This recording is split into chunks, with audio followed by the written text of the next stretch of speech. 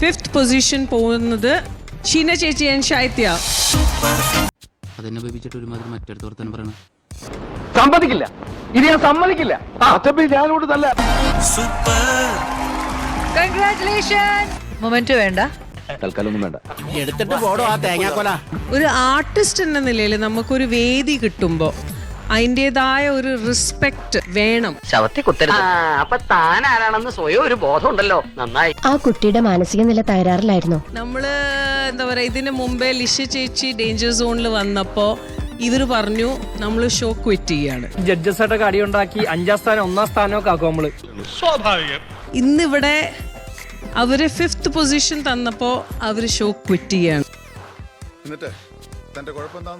കാരണം നിന്റെ ഈ ദേഹം മുഴുവൻ അസൂയ, കുശുമ്പ്, പിന്നെ ഒരു ചാക്ക് പൊസസീവ്നെസ്. ഒരു ആർട്ടിസ്റ്റ് എന്ന നിലയിൽ I am very very heart. എന്റെ ദൈവമേ, ഒരു ആർട്ടിസ്റ്റ് ആയി പോയത് എന്റെ തെറ്റാണോ? വെരി ഹേർട്ട് ഫോർ ഡിസ്റെസ്പെക്ടിങ് ഈ ഒരു സ്റ്റേജ്. വേൾഡിൽ ഇതുപോലെ ഒന്നേ ഉള്ളൂ. ഇവളെ ഉണ്ടാക്കിയ ശേഷം പടച്ചോനെ അച്ഛൻ ഉടച്ചു കളഞ്ഞു.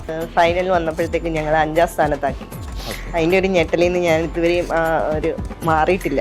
പകച്ചുപോയി എന്റെ ബാല്യം. പോകുമ്പോ നമ്മള് ഓരോ പെർഫോമൻസിനും നമ്മൾ അതുപോലെ എഫേർട്ട് ഇട്ടു, നല്ല കമന്റ്സ് പറയുന്നുണ്ട്, എല്ലാം ഉണ്ട്. നല്ല മര്യാദയുള്ള കുട്ടിയാണെന്ന് അവർക്ക് ഒറ്റ നോട്ടത്തിൽ മനസ്സിലായി.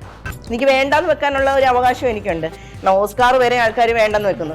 Very interesting. എന്നിട്ട് ശരിക്കും ഞങ്ങൾ അതായിരുന്നു. ഇപ്പൊ ഞങ്ങൾ 5ാം സ്ഥാനത്ത് നിന്ന് ഒഴിവാക്കിയപ്പോ എനിക്ക് കറക്റ്റ് മനസ്സിലായി ഞങ്ങളൊരു കോമാളികളായിരുന്നു. ഞാനൊരു കോമാളിയായോടാണല്ലോ. പഴയ ആളൊന്നും അല്ലാട്ടാ.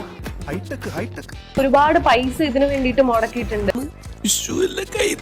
അതൊക്കെ വെറുതെ 3 ലക്ഷം രൂപയാണ് ഇതിന്റെ ഫസ്റ്റ് പ്രൈസ് എന്ന് പറഞ്ഞ്. ഞങ്ങൾക്ക് 6.5 ലക്ഷം രൂപ ഒരു വർഷം കൊണ്ട്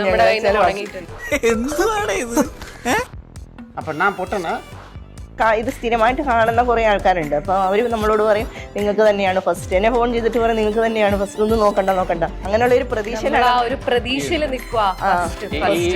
കൂടുതൽ വിശദീകരിച്ച് നാറാൻ നിൽക്കണ്ട സാറേ, ഞാൻ എന്തുവാണ് ചെയ്യാം? ഇതിന്നൊന്നും ഊരിത്താ. ഇത്രയും റീച്ചും ഇത്രയും ഫേമസും ഇത്രയും വൈറലാക്കി തന്നെ സോഷ്യൽ മീഡിയക്കാർക്കും യൂട്യൂബേഴ്സിനും എന്റെ എല്ലാ നന്ദിയും ഞാൻ അറിയിച്ചു കൊള്ളുന്നു. ചേച്ചി എപ്പോഴും സന്തോഷമായിട്ടിരിക്കണം. അതാണ് എന്റെയും സന്തോഷം.